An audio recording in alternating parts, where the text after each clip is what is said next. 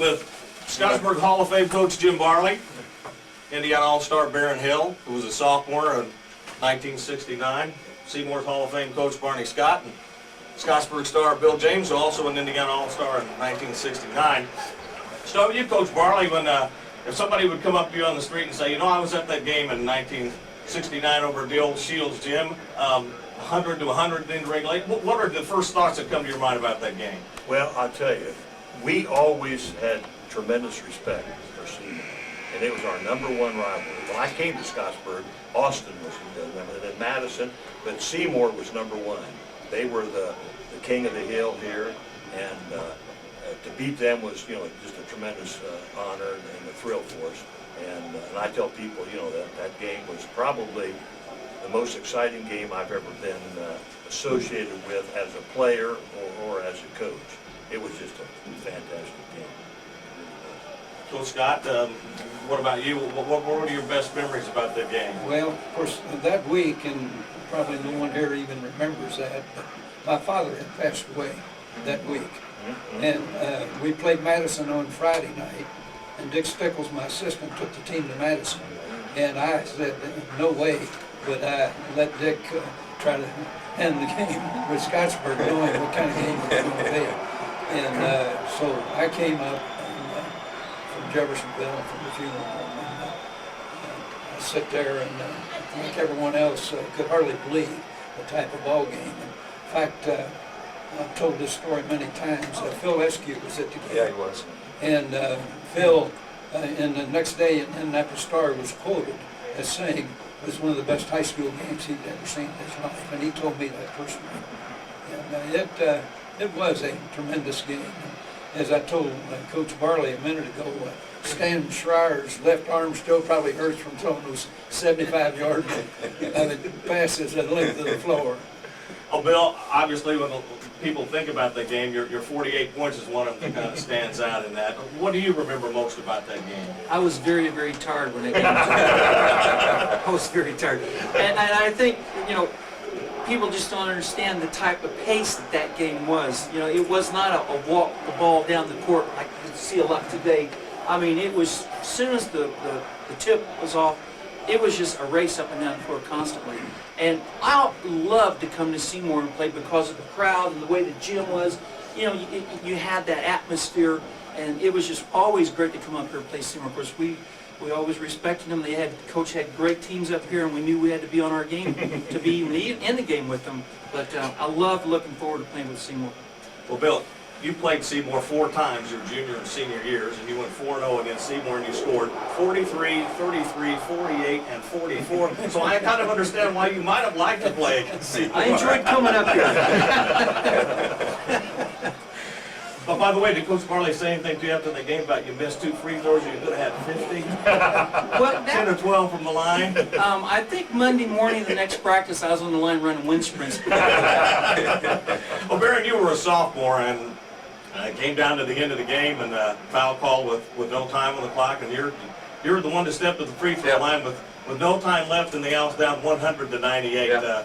Kind of a pressure situation for a sophomore. You know what? I had practiced that scene 1,000 times on the basketball court. Yeah. You know, outside playing basketball, and you're outside playing by yourself, and you imagine these kinds of games, and it became a reality, and that was the thrill of it all. So it was a great experience for me.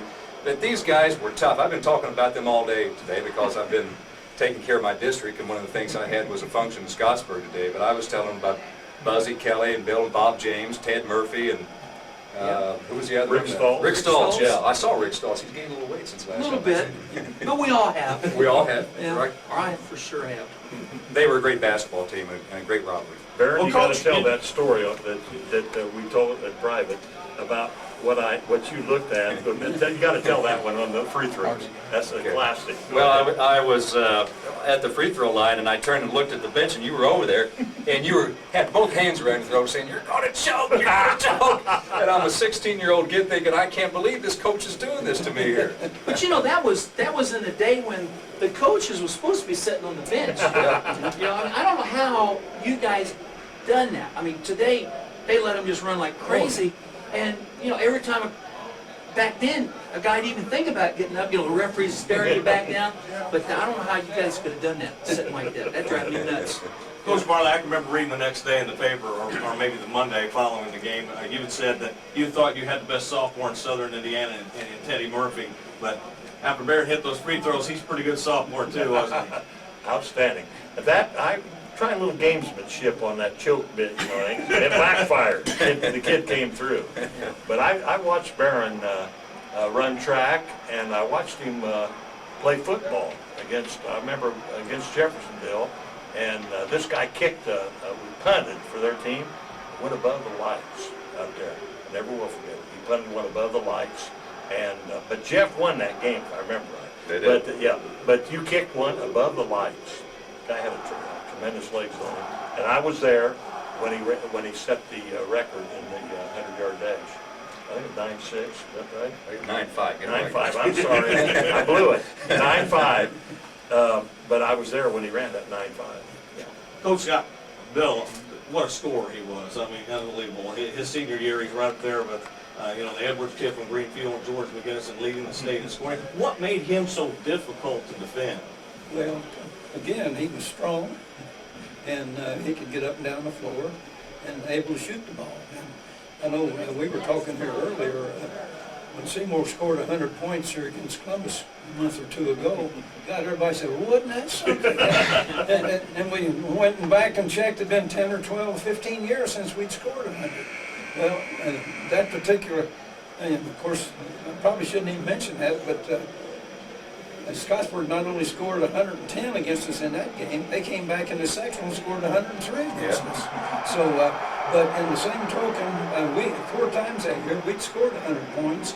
2 years later, in the season, we scored over 107 times, and we scored 117 in one game. And that's without the three-point shot. Right. Bill, aren't you about 6'4"? 6'4". 6'4". Yes. 6'4" back in those days was a pretty big player. And, Bill was not only 6'4", but he was light and quick. And that's what made him such a tremendous basketball player. 6'4". I remember I was in awe of him when I was a sophomore and watching him play. I'd never seen a 6'4" man move that quick before. Coach, that was a game where Seymour, and there's no such thing as having control of a game like that when you're up 8 or 10 points. But in the second half they did. Your full court pressure really kind of turned that game. That full court pressure you had back then, it worked in that game against Seymour. I think in the Sim State against Vincennes, you were in a similar situation down, and you nearly pulled that game up. Full court pressure was quite a weapon for your team, wasn't it? Yeah, we spent countless hours on that, and a lot on conditioning. And I'm proud of the fact that I was a pioneer in weight training, and they used to laugh and make fun of me. But our kids on that '69 team, 4 of the kids could dunk and basketball, and of course Buzzy was 5'6". I mean, Rick was 5'6", and he could hang on the rim. Buzzy was 5'8", could dunk, and won the conference high jump and the high hurdles. And Murphy was 5'10", weighed 205 pounds. He could dunk, and Bob and Bill could slam it. So, but we worked hard on the weights and on conditioning, and at that time it was, people just didn't do it those days. Now today, they got tremendous facilities, and the kids are lifting weights and they're jumping out of the gym, But that was our key. Real rough practices. The kids used to say a game was a piece of cake, But we practiced hard, worked on the press every day, and we hit the weights and worked awful hard physical. Bill, your team had a good season your junior year, won the sectional, lost a really tough one-point game in the championship and regional. Is that kind of what spurred that team? Because I can remember you as a group, the team ran cross-country, and and I know as a senior you were kind of a leader even in that regard. Was that tough loss you had in your junior year really what brought that team together that senior year to go unbeaten? Well, it probably did, but it just, when we came out on the floor, we had a bunch of guys that just loved to play the game. We just loved to play with one another, we loved to play the game, and we were all winning and winning. And we bought into Coach Barley's system. I mean, any of the coaches, if you got a group of kids that will totally buy into what they're trying to teach you, you got a big advantage over opponent, because, I mean, we were just totally if he told us run through a wall, we'd run through a wall. You know, I mean, it just that we just were sold on what he was trying to get done to us. And I think that junior year, a lot of, you know, I noticed that as that season went on, we just kept getting a little bit better and a little bit better. And this press thing is something where you really, really have to rely on your teammates. It's not a one-person deal, and everybody has to understand their job and what they have to do. And with time, that got better. And I think by the time I came a senior and the other guys came in with us, that we were really, really getting this press concept down. And people just don't understand that the conditioning thing on that, the press, you don't press early in the game to win a game. You just keep that pressure there, and the press will show up in the fourth quarter. And the team that's in the best shape will overdo it. Coach Scott, you know, I look at this from Bill's junior year, 68 to 69.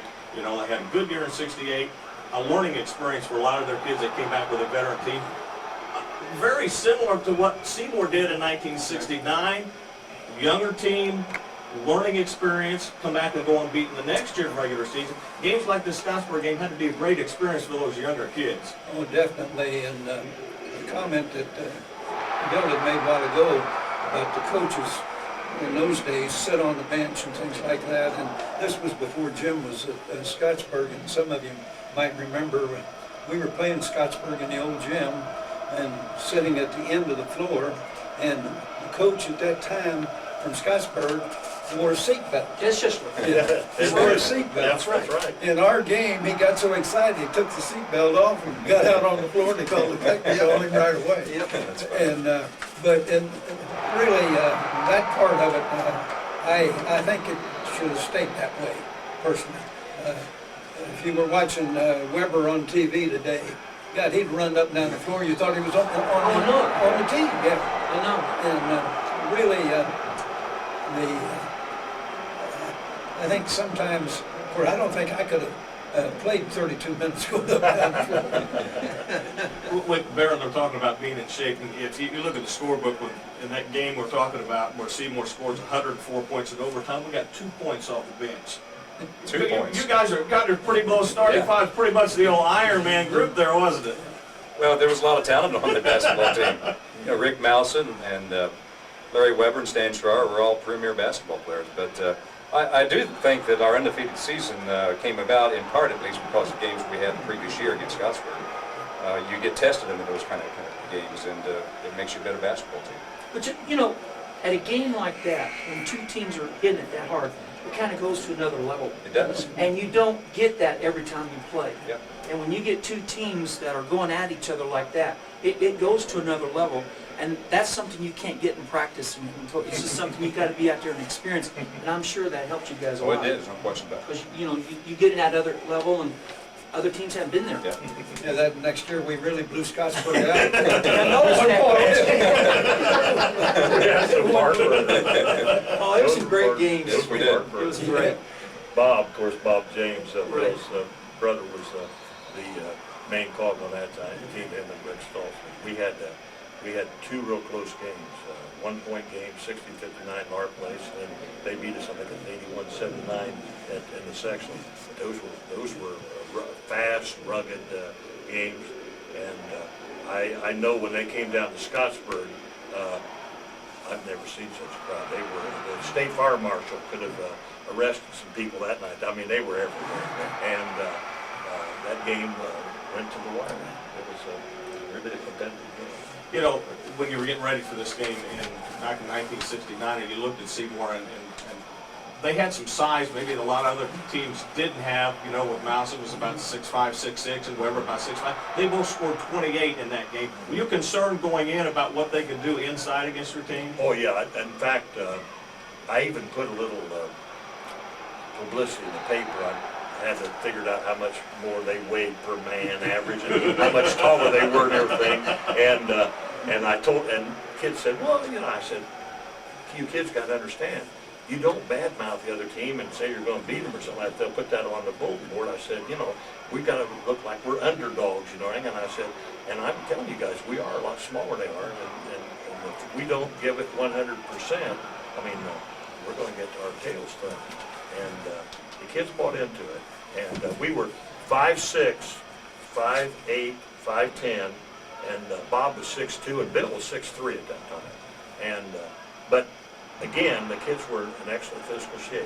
And but no, that when Barney had always had a great inside game, and his kids posted up, they were terrific.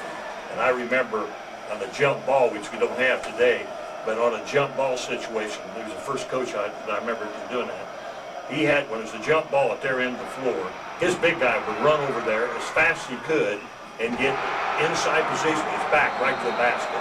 And I told our kids, I said, we got to beat them that spot. Well, I told our kids, but they were conditioned. We never did beat them that spot. Those big guys got that spot every time. But no, we were concerned about that size.